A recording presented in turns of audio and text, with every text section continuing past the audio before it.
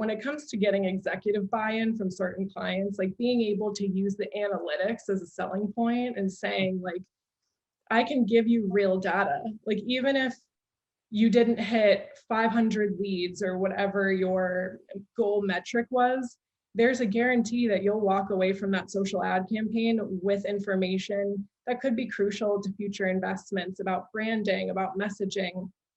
What were people responding to when it comes to things that you're going to test with A/B testing in your ad campaigns, like messaging, calls to action, graphics, visuals.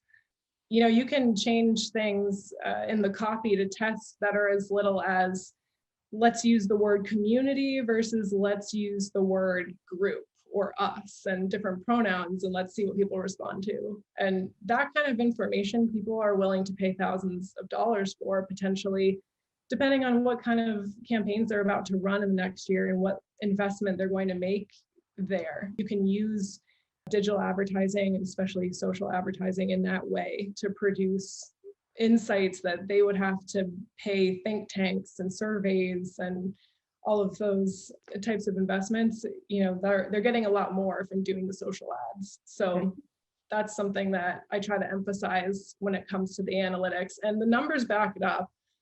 Something that I thought was interesting in a recent report, especially about when it comes to investments in these things and how we know that it's working and that the analytics are worth investing in.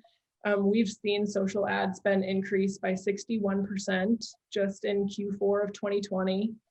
And for social ads, $97 billion was spent in 2020, which was a 10% increase. And we all know what kind of year 2020 was. People were not always willing to let go of their money during a time like that. So they clearly thought it was a sure bet, or they were at least willing to pay to play and to get those kinds of insights that really aren't available for other means of advertising.